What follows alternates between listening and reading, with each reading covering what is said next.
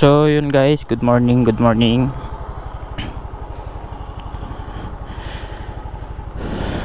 Pag-uusapan natin ngayon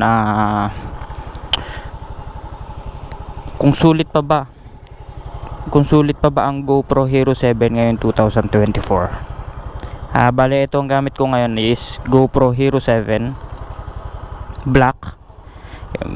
GoPro Hero 7 Black kasi meron silver, may white. Ang gamit ko is black. Susubukan natin ngayon dito sa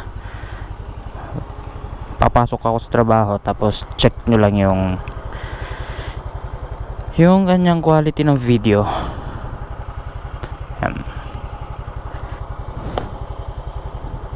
Syempre yung nakikita sobrang lawak. Meron siyang super wide or super view yata yun. Pero gagawin ko pa rin to ng separate video ng reviews talaga, yung makikita yung settings. Sa ngayon test lang muna para sa mga nagbabalak kumuha ng Hero 7. Meron akong ginagamit na mic adapter. Ayan, alam ko isa sa mahal na accessories ng GoPro is isa yung mic adapter. Kasi kung hindi ako nagkakamali, nagkakahalaga siya ng 2,500 hanggang 3,500. Adapter pa lang yun, wala pa yung pinaka mismong mic. Ang oras pa lang ngayon ay 6:22 AM. Medyo hindi pa naman ganun kainit, pero hindi rin naman ganun kadilim. Ayan, yan yung pinaka light nya pagdating sa kalsada.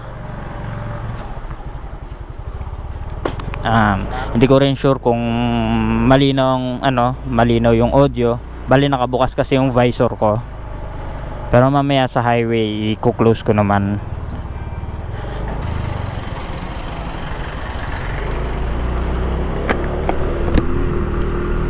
So yun, sinara ko yung visor ko. And hindi ko alam kung malinaw ba sa audio. Ayan, ito yung kung makita nyo, pasikat pa lang ang araw. Ayan, kitang kita nyo yung quality. Ayan. Ilalagay ko na rin dito yung kung ano bang nakaset na setting. Check ko na lang mamaya. Ang alam ko naka 1080 by 30 fps to, pero check ko na lang, lalagay ko dito sa video. Kung hindi ako nagkakamali, sa Hero 7 nagsimula yung may magandang stabilization pagdating sa video. Nanood kasi ako na, syempre bago ako bumili, nanood din ako ng mga reviews. Hero 6 pababa, although may stabilization siya, pero sa Hero 7 nagsimula yung basta maganda yung kanyang stabilization.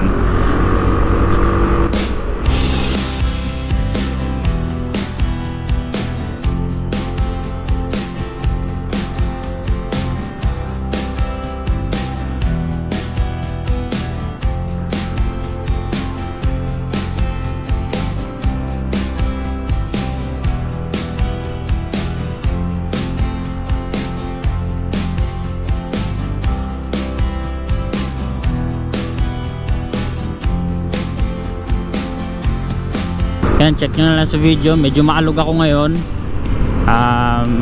Kung sa mga nakakalamin daan dito sa may Pasay, sa may bandang palapit ng Heritage, medyo makalog. Medyo maraming yung kalsada. So medyo maalog tayo. Pero di ko alam sa quality ng video, sa video, kasi maganda naman ang stabilization ng GoPro Hero 7. So yun, check nyo na lang.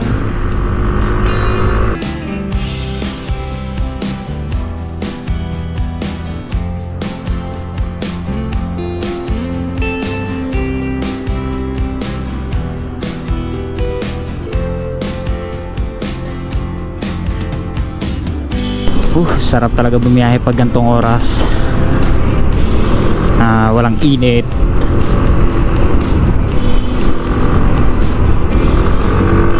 Tas dire-diretso lang, hindi masyadong traffic.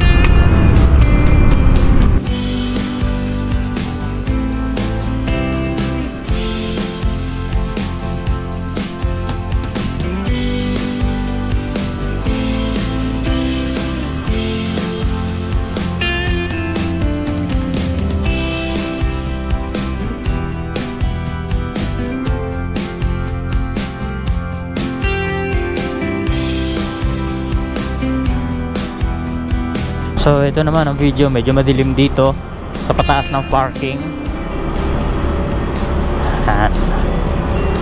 Hindi ko alam kung kitang kita pa rin, pero madilim dito eh. May mga konting ilaw lang.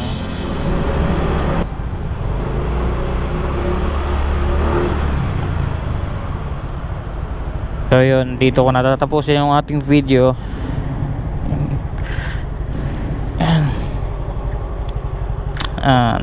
Itong video to is para lang magkaroon kayo ng idea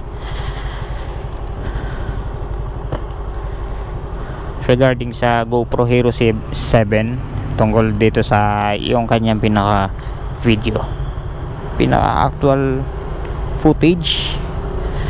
So yun, dito nga tapusin. Thank you.